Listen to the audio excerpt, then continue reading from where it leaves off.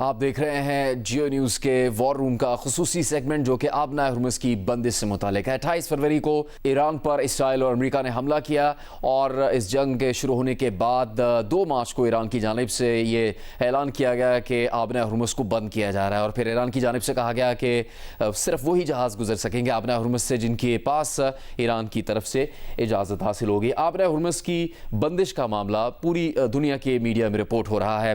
امریکہ اپنے تمام تر دعووں اور دھمکیوں کے باوجود آبنہ ہرمز سے ایران کا کنٹرول ختم کروانے میں اب تک ناکام نظر آیا ہے۔ دفاعی ماہرین کے مطابق ایران آبنہ ہرمز کو کنٹرول کرنے کے لیے روایتی بحری بیڑے پر صرف انحصار نہیں کرتا بلکہ ملٹی لیئر ڈیفنس اسٹریٹجی کا استعمال کرتا ہے۔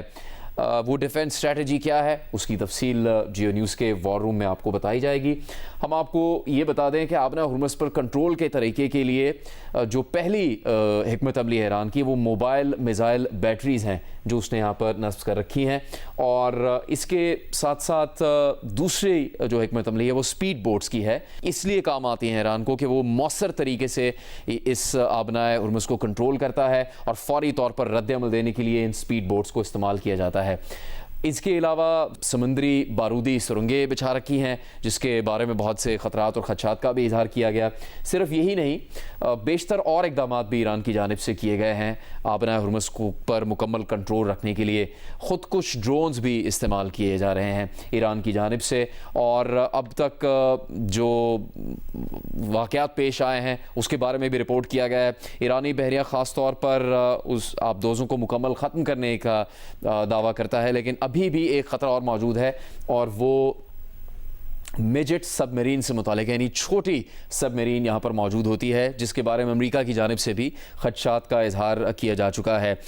اسی لیے یہ کہا گیا ہے کہ اس بحری راستے کو استعمال کرنا اور بھی خطرناک ہو جاتا ہے۔ امریکہ اسرائیل حملوں کے بعد سے ایران نے آبنہ ہرمز پر اپنا مؤثر کنٹرول رکھا ہے۔ کئی بحری جہازوں پر حملے بھی کیے گئے ہیں، اور ان حملوں کی تفصیل بھی اس سے پہلے سامنے آتی رہی ہے۔ انٹرنیشنل میری ٹائم آرگنائزیشن نے اس سے متعلق کچھ تفصیل جاری کی ہے۔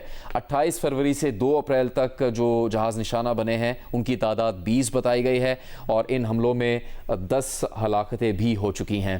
آبنہ ہرمز پر ایران کے کنٹرول کا مسلسل دعویٰ سامنے آتا رہا ہے۔ خطے میں جو جہاز پھنسے رہے ہیں جس سے سب سے زیادہ جو ممالک متاثر ہوئے ان کی جانب سے بھی معلومات جاری کی گئی ہے۔ جب آبنہ ہرمز کی بندش ہو گئی تو بہت سے جہاز پھنس گئے اور بہت سے جہاز اس علاقے تک پہنچنے میں بھی کامیاب نہیں ہو سکے۔ خطے میں جو پھنسے ہوئے جہاز ہیں ان کی تعداد تقریباً 2000 بتائی گئی ہے۔ ان 2000 جہازوں میں سے 400 جہاز خلیج عمان کی طرف موڑے گئے، دیگر جہازوں کو نہر سوئس کی طرف موڑ دیا گیا، پھر انہیں ایشیا اور یورپ تک پہنچانے کے لیے جنوبی افریقہ میں کیپ آف گڈ ہوپ کے راستے طویل سفر کرنا پڑ رہا ہے۔ سعودی عرب آبنہ ہرمز کی بجائے بحیرہ احمر کے راستے تیل کی ترسیل کر رہا ہے۔